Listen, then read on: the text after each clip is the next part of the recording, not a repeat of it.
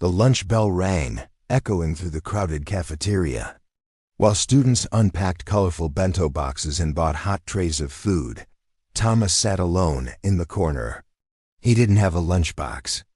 Instead, he slowly unwrapped a crumpled napkin that held a single stale crust of bread.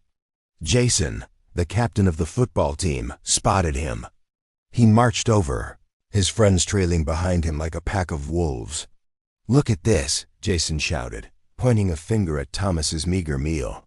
"Thomas the trash can is eating garbage again." The cafeteria erupted in laughter. "Why don't you buy real food?" "Are you that cheap?" A girl giggled, covering her mouth. "Maybe he likes the taste of mold," another boy jeered. Thomas kept his head down, his hands trembling as he tried to shield his bread.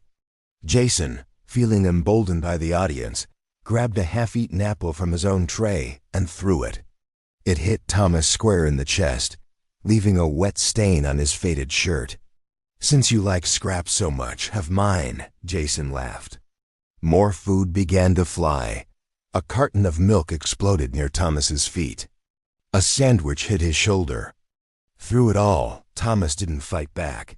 He simply carefully picked up the apple Jason had thrown, wiped it off, and put it in his pocket. With tears streaming down his face, he stood up, gathered his things, and walked out of the cafeteria in total silence. The next day, Thomas's seat was empty. The class was quiet, but no one said anything. The day after that, the seat remained vacant. By the third day, the laughter had faded, replaced by a heavy, uncomfortable silence. Jason couldn't shake a strange feeling in his gut. "Where's the trash can?" He joked weakly, but nobody laughed. Driven by a nagging guilt, Jason and his friends decided to go to Thomas's address after school. They arrived at a dilapidated building on the edge of town. The windows were cracked, and the paint was peeling. But what stopped them in their tracks were the flashing red and blue lights. An ambulance was parked out front. The group watched in horror as two paramedics wheeled a stretcher out of the building. A white sheet covered the body completely. Behind them, a frail, elderly woman collapsed onto the pavement, screaming in agony. Jason stepped forward, his voice shaking. "We go to school with Thomas. Is he okay?" The woman looked up. Her face was gaunt, her eyes hollow. When she realized who they were, her expression shifted from grief to broken-hearted devastation.